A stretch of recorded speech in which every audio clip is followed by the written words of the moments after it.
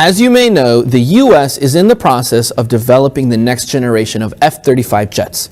They're called the F-35 Joint Strike Fighter, and so far it's been nothing but trouble. Technical issues, deadlines being missed, and of course, cost overruns. Yesterday, while chairing a Senate Armed Services Committee hearing on the F-35, John McCain slammed the F-35 Joint Strike Fighter's troubled history, saying it has been both a scandal and a tragedy with respect to cost and schedule and, of course, performance. The program's price tag is nearly $400 billion for 2,457 planes, almost twice the initial estimate.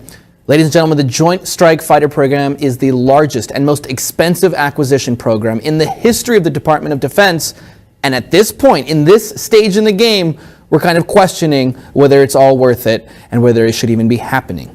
Joe, I think this is crazy. He called the cost overruns disgraceful. I mean, he really slammed the whole F-35 project. I mean, it's unbelievable how much money is being spent. I mean, $400 billion, that's almost $500 billion. And now, that's not how much it was supposed to be in the beginning. That was just where we're at now. So who knows what it's going to be in the end. And let's not forget that they've also estimated that the final F-35, it won't even be delivered until 2040. And when you think about how much things will change by then, yeah, it's just spiraling costs and scheduling delays and one problem after another, and $500 billion.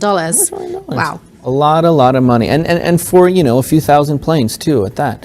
One other interesting thing that he said was, we can't forget our adversaries like Russia, like China, for example, who are also investing in very modern technology. And I mean, you touched on it too. By 2040, who's to say that this stuff isn't obsolete? This is an archaic technology in our jets. Absolutely. I mean, some of the things that they're trying to do with these jets are to allow pilots to share information with each other, to go into enemy territory under the radar so that people can't see them going in. But we're seeing warfare moving further and further away from what can almost be described as historic methods because of artificial intelligence and drones that don't require even a pilot to go in and risk his life. So the fact that we're at this point with the advances of technology, investing this kind of money into these planes, and with the delays and the software freezing problems and all sorts of problems, it is an absolute scandal in my opinion. Right. It's a pain in the behind, not only for the DoD, but of course the taxpayers too who are paying for this. We have a picture of the cockpit, which I think is really, really, really awesome. And it looks very futuristic here. I mean, you have a lot of panels, a lot of flat screens, so I think it's cool. But yeah, by 2040, who knows what, a modern jet is going to look like.